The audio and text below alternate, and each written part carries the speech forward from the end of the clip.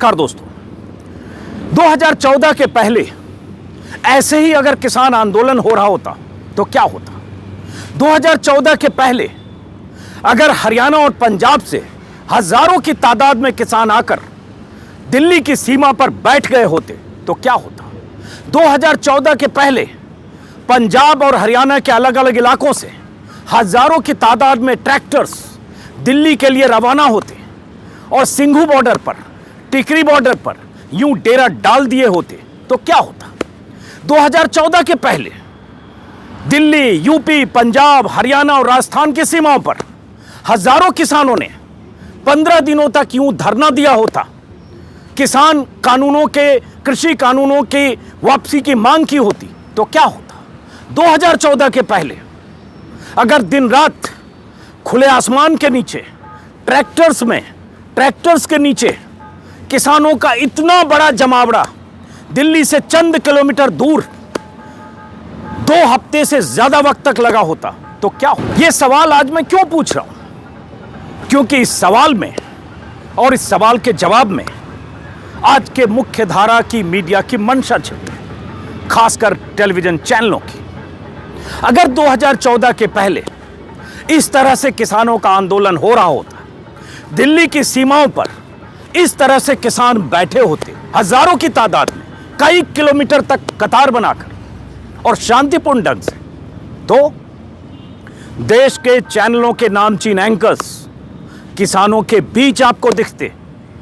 कोई एंकर किसानों के साथ हुक्का पीते हुए उनकी मांग सुना रहा होता, कोई एंकर ट्रैक्टर में रात गुजारकर सुबह की बात बखान कर रहा होता, कोई मशहूर एंकर या रिपोर्टर किसानों के बीच चौपाल जमाकर उनकी बातें सरकार तक पहुंचा रहा होता, कोई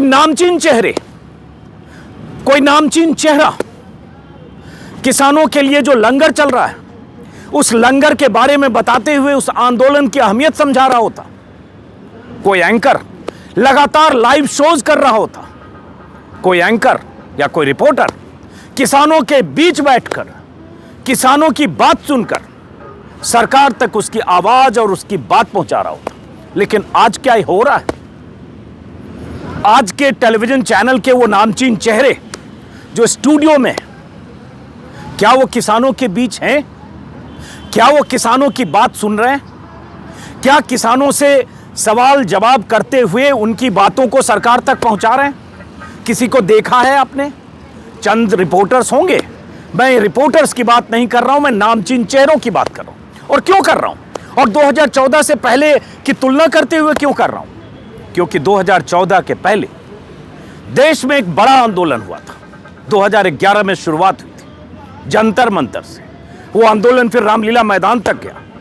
वो आंदोलन कई दिनों तक चला, 13 दिन तक रामलीला मैदान में, उसके पहले जंतर मंतर पर। और दिन रात टेलीविजन चैनल ने लाइव कवरेज दिया। सारे बड़े चेहरे, नामचीन anchors, star reporters, star anchors, star editors उन आंदोलन कर्मियों के बीच से लगातार लाइव कर रहे थे। उनकी मांग, उनकी जो बात थी वो देश तक और सरकार तक पहुंचा रहे थे। वो आंदोलन था अन्ना हजारे का। यह आंदोलन है किसानों का। तब सरकार थी यूपीए की, यह सरकार है मोदी की। तो क्या बदल गया? मैं क्यों 2014 से पहले और 2020 की बात कर रहा हूं? हां, फर्क है, क्योंकि आज की सरकार यह नहीं बर्दाश्त कर सकती कि चैनल्स उनकी आलोचना करें। और जब वो बर्दाश्त नहीं कर सकती तो चैनल्स के नामचीन चेहरे, बड़े एंकर्स, बड़े रिपोर्टर्स सरकार को नाखुश करने की मुसीबत मोल नहीं ले सकते, चाहे या अनचाहे। तो ये मोदी का न्यू इंडिया है। इस न्यू इंडिया में सरकार की आलोचना, सरकार से सवाल, किसानों के सवालों को सरकार तक पहुंचाना, सरकार को कटघरे में खड़ा करना, इन आंदोलनकारियों की जो मांगे हैं उसमें कुछ सही, कुछ गलत बात हो सकती है, कुछ जायज, कुछ अतिवाद हो सकता है, लेकिन किसानों के साथ खड़े होकर किसानों से जुड़े मुद्दे को सरकार तक पहुंचाकर सरकार को घेरने की जो कवायद होनी चाहिए थी जो 2014 के पहले होती, अब नहीं हो सकती। क्यों? अब ये होगा कि किसान धरने पर बैठे हैं, उस धरने में खालिस्तानी कौन है, उस धरने में अल्ट्रा लेफ्ट कौन है, उस धरने में कौन है जो किसानों को भड़का रहा है, उस धरने में कौन है जो किसानों को उकसा रहा है, उस धरने के पीछे किस देश की साजिश है, इसकी तलाश होती है। आज की तारीख में मीडिया चैनल्स में आज भी जब मैं आपसे बात कर रहा हूं, केंद्र सरकार के कई मंत्री लगातार आपको दिखेंगे, घंटों घंटों किसान से जुड़े कृषि कानूनों की अहमियत बताएंगे। ये उस दिन भी देखा था जिस दिन किसानों ने भारत बंद का ऐलान किया था। दर्जनों मंत्री कई चैनल्स पर लगातार थे, मंत्री और नेता, बड़े बड़े मंत्री, आधे आधे घंटे, एक एक घंटे के प्रायोजित इंटरव्यू के साथ, प्रायोजित इस सेंस में कह रहा हूं, कोऑर्डिनेटेड इंटरव्यू, क्योंकि सरकार चाहती थी कि मुख्यमंत्री से लेकर मंत्री तक चैनल पर आएं और बताएं कि ये कृषि कानून किसानों के लिए कितना फायदेमंद है। बताने में कोई हर्ज नहीं, सरकार को अपना पक्ष रखना चाहिए, मुख्यमंत्री और मंत्री को अपनी बात कहनी चाहिए, लेकिन क्या इसमें संतुलन दिखता है आपको? किसानों का जब आंदोलन चल रहा है, किसान सरकार की तरफ से जो प्रस्ताव दिया गया वो कैसे दिया गया आप जानते हैं। यह आंदोलन करीब 2.5 महीने पहले शुरू हुआ, 2 महीने तक इस आंदोलन को दफन किया गया। मुख्य धारा की मीडिया, मैं अखबारों की बात अभी नहीं कर रहा हूं, मैं चैनल्स की बात कर रहा हूं। अखबारों में तो फिर भी खबरें छप रही है 2-2, 3-3 पन्ने की, हालांकि कुछ अखबारों में क्या छप रहा है ये आपको पता होगा, लेकिन चैनल्स के वो चेहरे क्या इन किसानों के बीच कभी दिखे आपको? और दिखेंगे तो क्या होगा? क्यों किसानों ने टिकरी बॉर्डर और सिंघू बॉर्डर पर पोस्टर लगा रखे हैं, गोदी मीडिया हमें कवर मत करो, कुछ चैनल्स के नाम लिखे, कुछ चैनल्स का बाइकआउट कर रहे हैं? क्यों कर रहे हैं? ये नौबत क्यों आई? ये नौबत 2014 के पहले थी क्या? और ये 2014 के बाद क्यों आई?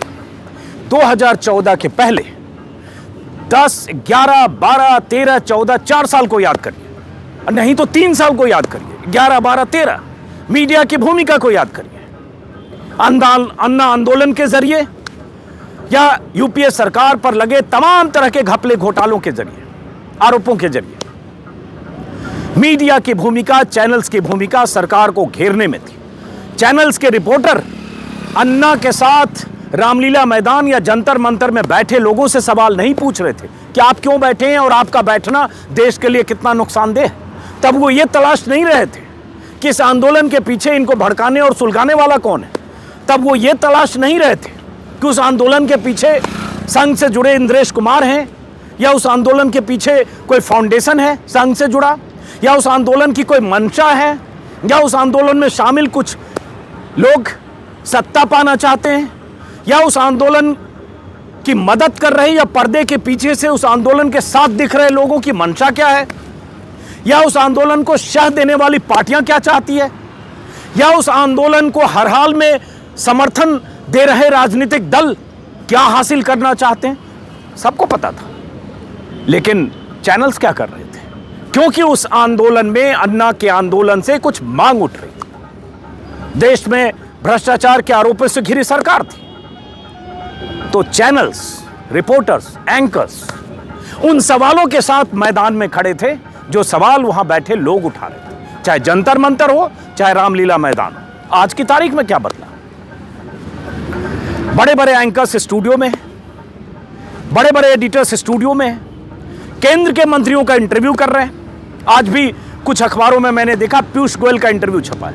इस इंटरव्यू के छपने से पहले कल ही कुछ चैनल्स पर ब्रेकिंग न्यूज भी चला कि इस आंदोलन को कैसे अल्ट्रा लेफ्ट ने हाईजैक कर लिया, और उसके बाद बीते 15 दिनों में ऐसी कई खबरें चली कि कैसे ये किसान आंदोलन देश हित में नहीं है, और उन खबरों को धार देने में या ऐसी प्लांटेड खबरों को मुकाम तक पहुंचाने में बहुत सारे लोगों की भूमिका रही है।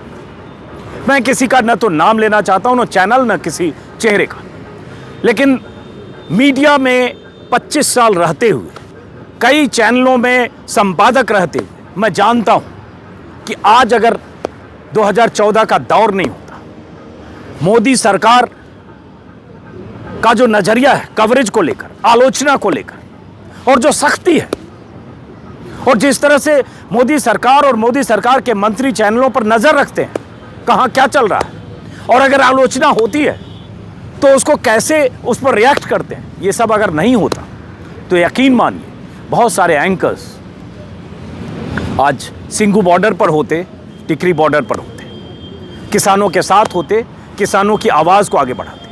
अब इन किसानों की मांगों में कुछ अतिरेक हो सकता है। सरकार ने कुछ प्रस्ताव दिए, किसानों ने खारिज किया, किसानों की कुछ आशंकाएं और डर है, सरकार उन आशंकाओं का निवारण करते हुए कुछ अपना पक्ष रख रही है। इन सारी चीज़ों के बीच मीडिया की क्या भूमिका होनी चाहिए, चैनल्स की क्या भूमिका होनी चाहिए, वो भूमिका जो 2010 और 2011 और 2012 में थी, लेकिन क्या वो भूमिका देख पा रहे हैं आप? कई चैनल के एंकर्स इसी तलाश में हैं कि कैसे इस आंदोलन में कोई विलन खोजा जाए, कोई खलनायक खोजा जाए, क्योंकि नायक तो सत्ता में है और नायक की पूरी फौज, पूरी सेना सत्ता में है। तो नायक कैसे गलत हो सकता है? खलनायक तो किसान होंगे जो सड़क पर बैठे हैं, खलनायक तो वो प्रदर्शनकारी किसान होंगे जो दिल्ली आगरा और दिल्ली जयपुर हाईवे जाम करने की बात कर रहे हैं। खलनायक तो किसान होंगे जो पंजाब से हजारों ट्रैक्टर पर सवार होकर सिंघू बॉर्डर पर आकर बैठ गए हैं। खलनायक तो किसान होंगे जो इस ठंड में भी ट्रैक्टर के नीचे सो रहे हैं, जमीन पर सो रहे हैं। और जहां मैं हूं अभी गाजीपुर बॉर्डर पर, यहां तो ट्रैक्टर्स भी उस तरह से नहीं है, त्रिपाल भी नहीं है, खुले आसमान के नीचे रात गुजारते हैं कंबल ओढ़कर, क्योंकि कंबल और रजाई एनजीओ और अलग अलग संगठन के लोग उन्हें दे जा रहे हैं। पीछे एक तस्वीर सिर्फ दिखाता हूं, यह तस्वीर देखकर आपको अंदाजा लगेगा। अब यहां किसान बैठे हैं और ये कई दिनों से यहां बैठे हैं, कोई त्रिपाल नहीं है। मौसम कैसा है, आसमान आप देख पा रहे होंगे। इस ठंड के मौसम में कुछ देर पहले बूंदाबांदी भी हुई है।